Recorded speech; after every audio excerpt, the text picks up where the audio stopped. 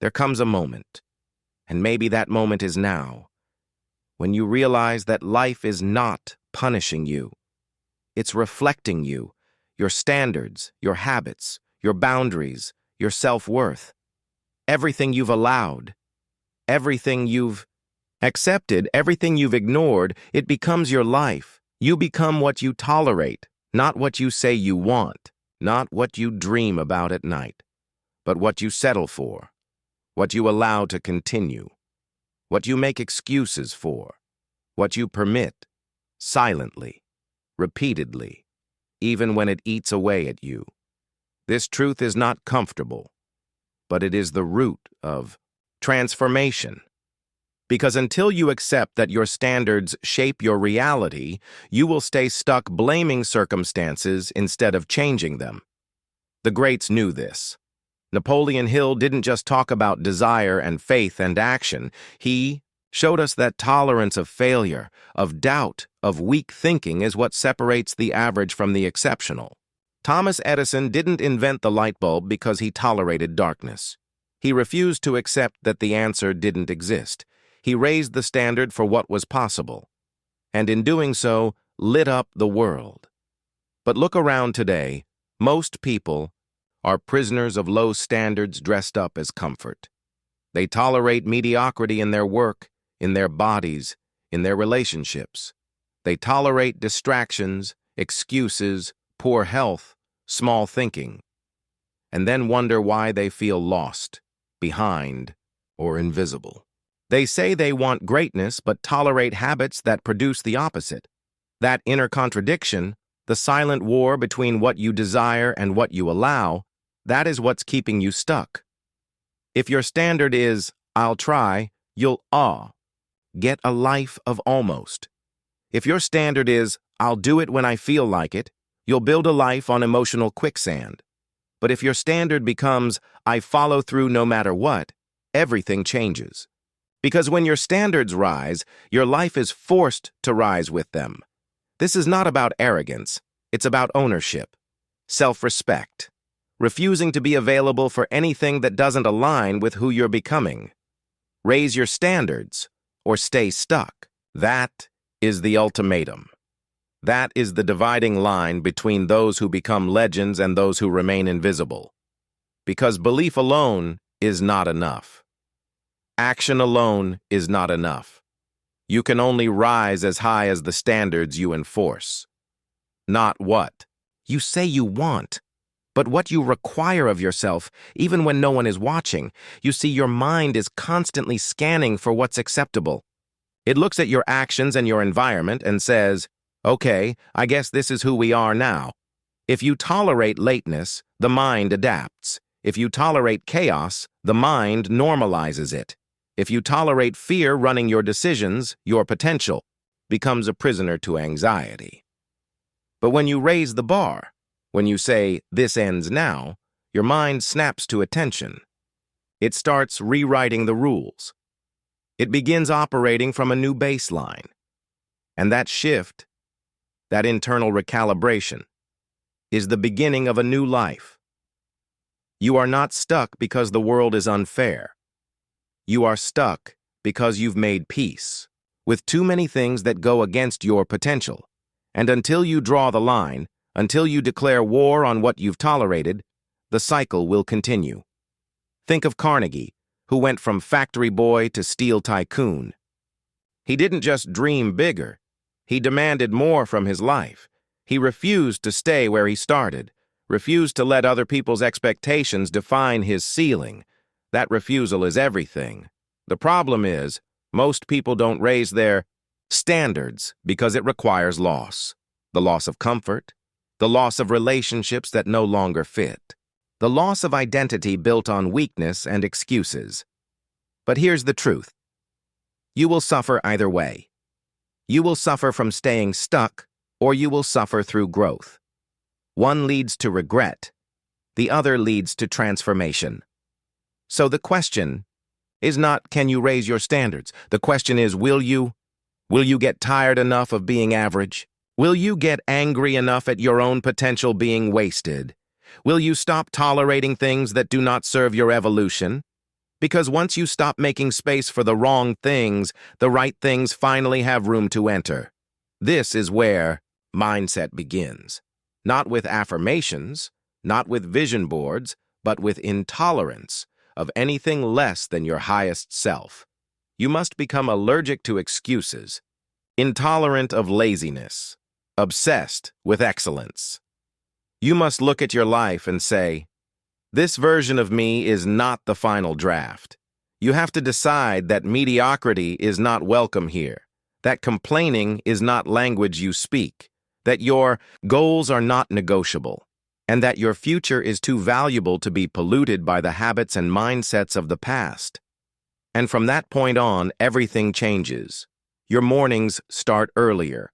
Your circle gets smaller. Your focus gets sharper. You stop explaining yourself. You stop waiting for permission. You stop asking for validation from people who gave up on themselves years ago. Because when your standards rise, your need for external approval dies. There is a presence that comes with high standards. You walk different. You talk different. You move with a level of certainty that doesn't beg for applause. People can feel it. They don't know what changed, but they know something did. And that something is you, but it doesn't happen by accident. It happens when you draw the line, and that line is sacred. It's the boundary between who you were and who you are becoming. Most will never draw it. They'll keep tolerating just enough pain to stay frustrated, but not enough to change. They'll keep waiting for motivation instead of enforcing discipline. They'll keep chasing shortcuts, blaming others, and wondering why nothing ever changes. But not you, because if you've listened this far, there's a part of you that knows. You were never meant for the average lane. You were never built for the shallow end of life, and it's time to stop shrinking to fit the world's low expectations. You were meant to lead, to build, to create something that lasts, and you can't do that with low standards. So the decision is now, not tomorrow. Not when it's convenient, now. You either raise your standards or stay stuck in the cycle of almost. You either demand more from yourself or decay into regret. There is no neutral ground. You become what you tolerate, and it's time to start tolerating nothing less than greatness. But greatness isn't given. It's forged. In silence, in solitude, in the dark corners of discipline where nobody claps and nobody sees. It's born the moment you stop asking the world to go easy on you, and instead ask yourself to go harder, because your standards aren't just about what you expect from life. They're about what you demand from yourself. Every morning you wake up is a negotiation between the version of you that wants to rise and the version that's addicted to staying the same. And make no mistake, the version you feed wins. Discipline is not a punishment. It is the purest form of self-respect. It's the language of those who refuse to be ruled by impulse. And when your standards rise, discipline is no longer optional. It's automatic. You don't wait to feel like it. You do it because that's just who you are now. Like a soldier who trains whether there's a war or not, you show up, not just for outcomes, but for identity. Because high standards are not a tactic. They are a way of life. Look at Henry Ford, a man who didn't invent the car, but redefined what was possible through vision and sheer standard. He wasn't satisfied with building for the elite. His standard was affordability, reliability, mass production, and he revolutionized transportation because he refused to tolerate inefficiency, delay, or limitation. That is what vision looks like when it meets standards. It becomes impact, reality, legacy. But here's the thing. You can't just set standards in your mind. You must embed them in your routines, your rituals, your reactions. It's not enough to say, I value health while skipping workouts. Not enough to say, I value peace while inviting chaos through your phone, your habits, or your company. Your environment reflects your boundaries. Your results reflect your tolerances. Your life, right now, is a mirror of your mindset and the behaviors you've accepted for too long. Clarity is the scalpel you must now use to carve away everything unworthy of your destiny, because vague desires lead to vague results. But standards, clear, firm, non-negotiable, they cut through the noise like a blade. Start with your mornings. How do you begin? Is it reactive, rushed, distracted, or is it calm, intentional, driven by purpose? Because the first hour of your day is the standard you set for every hour that follows. Win it, and you multiply your power. Lose it, and you surrender your momentum. And from there, extend your standards into your words. Speak only what builds. Speak only what aligns. Speak only what serves. Because the words you tolerate in yourself become the thoughts that lead your life. Then, raise the standard of your circle. Who are you surrounding yourself with?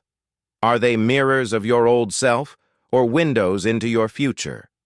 Do they challenge you or coddle you, elevate you or enable you? You cannot outgrow your environment unless you outgrow your excuses for staying in it. And yes, that means letting go of the draining conversations, the gossip, the friends who mock growth and worship comfort. Loyalty to your future must outweigh loyalty to your past. And when it comes to purpose, don't just ask, what do I want to do? Ask, what will I no longer tolerate leaving undone? Because that's where real drive lives, in the void between your capabilities and your current contribution. The world doesn't need more people chasing likes. It needs people who are unwilling to let their potential die untouched. Look at Lincoln, born in a log cabin, self-educated, mocked, attacked, defeated in 8 elections. Yet he refused to tolerate a divided nation, refused to tolerate silence in the face of injustice. And because he raised the standard of what a leader could be, a country found its soul. Your purpose doesn't have to be grand, but it must be real. It must sting when ignored and blaze when pursued. And you must be willing to pay the price in discipline, discomfort, and detachment from who you used to be. Because once you raise your standards, the world will test you. It will push back. Your old habits will whisper. Old friends will mock. Old thoughts will creep in saying, come on, just this once. And in that moment, you must stand firm, because standards are tested, not announced. They are proven in pressure, not comfort. In private, not public. Adaptability becomes your weapon here, because life will throw curveballs, delays, failures, rejections. But when your standards are high, you don't crumble, you adjust. You don't ask, why me? You ask, what now? You become fluid, not fragile, resilient, not reactive. You stop trying to control outcomes and start controlling your responses, because the storm doesn't sink you. Your tolerances do. Let go of perfection. That's not the standard. Progress is, integrity is. Showing up when it's hard, when it's thankless, when it's inconvenient, that is the mark of someone who has decided their future is not up for negotiation. You want success? Tolerate fewer excuses. Tolerate fewer distractions.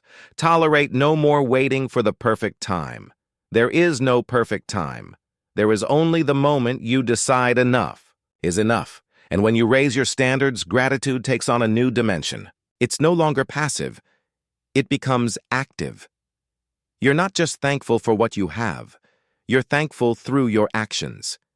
You honor your blessings by using them, by not wasting another breath, by not insulting the gift of life with procrastination and pity, because nothing insults your potential more than tolerating a life beneath it.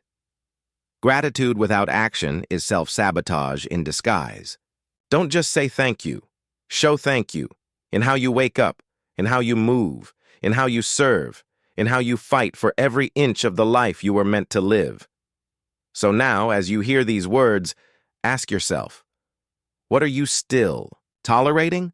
What habit, what relationship, what thought pattern, what low standard have you accepted because it was easy? And then ask, what if today is the line? What if this is the moment when you stop waiting to become the person you were meant to be and start being them? Because you do not rise to the level of your goals. You fall to the level of your standards, and unless you demand more, you'll always get less than what you were made for. When you walk through the ruins of your old life, the wasted time, the energy spent on dead-end thinking, the cycles of self-sabotage you once called normal, you begin to see the truth. You weren't broken. You were just operating under low expectations. You weren't weak. You were accommodating weakness. You weren't lost. You were distracted. But now the fog has lifted.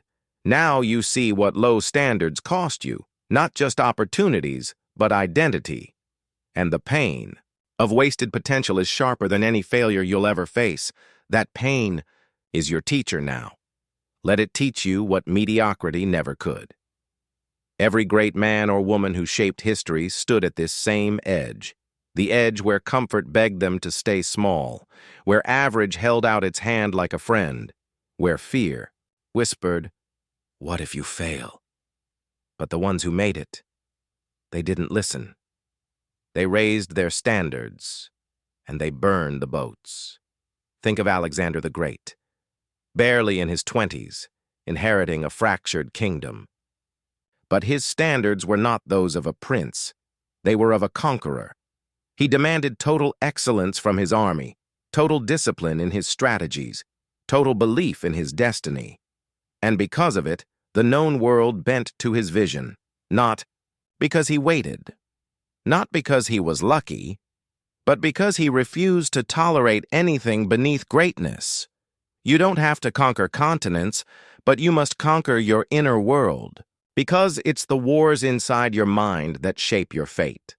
The battles against laziness, distraction, mediocrity, self-doubt, those are your proving grounds. Every moment you choose structure over chaos, goals over gossip, courage over comfort. You win, and every win compounds. Like water over rock, your daily disciplines carve a new path, a new identity, a new standard for what's possible. But here's the catch. Success will not make your life easier. It will make your standards heavier. And that's a gift. Because responsibility is not a burden. It's the evidence that you're growing. The greater the mission, the greater the weight. You are not here to escape the weight. You are here to carry it. With honor, with fire, with the conviction of someone who no longer tolerates being asleep to their own power. Let's speak clearly. Now, no sugarcoating. If your life feels stuck, it's because you have made it livable. You've made peace with patterns that betray you. You've accepted habits that numb you. You've tolerated narratives that never belonged to you, but not anymore. Because today, you build a standard so high that your old life can't breathe in its presence. A standard so unshakable that circumstances bend around it. A standard that makes mediocrity uncomfortable and excellence inevitable. It starts with your stand. The stand you take against wasting time. The stand you take against lying to yourself. The stand you take when you say, "I refuse to leave this earth full of potential and empty of purpose." You were not born for repetition. You were not born to copy, to coast, to imitate the crowd. You were born to lead, not followers, but yourself. And leadership starts the moment you stop tolerating the behaviors that betray your vision. No one will hand you that standard. You must forge it. Through routine, through action, through every hard choice when nobody's watching, and when doubt comes, because it will, answer it with clarity. Let your vision speak louder than your fears. Let your actions drown out your hesitation. The world has trained you to wait for permission, to wait until you feel ready. But ready is not a feeling, it's a decision. And the moment you decide to raise your standards is the moment life begins to respond differently. Don't believe it? Look at Edison. 10,000 failed experiments, 10,000. But his standard was illumination, not comfort. He didn't tolerate the darkness, not in the world and not in himself. And because of that, he lit the path for generations. He didn't wait for confidence. He created it through commitment. And so can you. Confidence is not the absence of fear. It's the reward of self-trust. And self-trust is earned through relentless alignment with your highest standards. You cannot fake it. You cannot borrow it. You build it. One promise, kept at a time. You tell yourself you'll wake up early, and you do. You say you'll finish that project, and you finish. You commit to health, and you honor your body, not once, but always. This is the rhythm of high standards. This is how you build someone unshakable. But beware, low standards don't just sit idle. They wait, lurking in the shadows of fatigue, in the whispers of compromise. They disguise themselves as rest, balance, just being, human. And yes, you are human, but you are not just anything. You are capable of evolving, stretching, burning away the layers that no longer serve you. You are a sculptor, and your life is the marble. You must chip away at what doesn't belong, and that is painful, that is slow, that is sacred. But what emerges is unstoppable. Do not waste this moment. You don't need another book, another course, another validation to begin. You need standards, high ones, ruthless ones, ones that feel uncomfortable because they stretch you into your next evolution. And when others ask, why so serious? Why so intense? Let them ask. Let them doubt. Let them watch. Because soon they'll ask, how did you do it? And the answer will be simple. I stopped tolerating the old version of me. There will come a day, not far from now, when everything around you looks the same. But you are no longer the same. The same people, the same challenges, the same noise. But your eyes will see differently.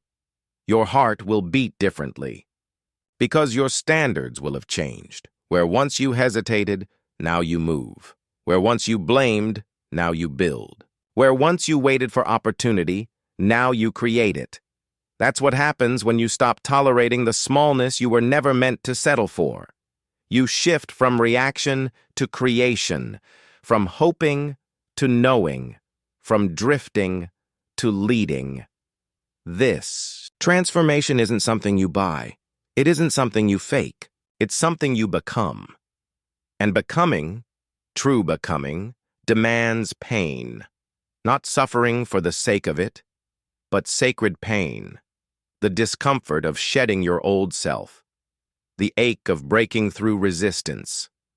The silence of walking alone, while others cling to comfort. Growth is not loud. It happens in the quiet moments, when you say no to the easy path. When you choose to train when nobody's clapping, when you speak truth over convenience, when you follow through after motivation dies. That's where your new life is built. In the darkness, in the discipline, in the decision. And the decision is this. I will no longer allow a life that insults my spirit. Let that be your oath. Not for today, for forever. Because if you look closely, the people you admire, the legends, the giants, the icons, they were never the most talented, never the most connected, not even always the smartest. They were the ones who refused to lower their standards, even when everything around them said they should. Lincoln was told he was too awkward, too uneducated, too depressed to lead a nation. But his standard wasn't popularity. It was principle. Oprah was told she was unfit for television. But her standard wasn't conformity. It was authenticity. Elon Musk was told electric cars and reusable rockets were impossible. But his standard wasn't practicality. It was possibility. You see, the world doesn't reward what's easy. It rewards what's rare. And high standards are rare because most people will sell their future to protect their comfort. But not you. Not anymore. You've outgrown the small talk. The empty scrolling, the half-effort, the excuses dressed up as reasons. You've outgrown the version of you that made mediocrity look noble. The one who said, I'm doing my best, but knew deep down, you weren't. You were coping. Now, you're climbing, step by step, inch by inch. With bleeding hands and burning lungs, yes, but with a heart on fire. Because what's at stake is more than success, more than money, more than titles. What's at stake is your soul's alignment with its calling, and that cannot be bought. It cannot be inherited. It cannot be copied.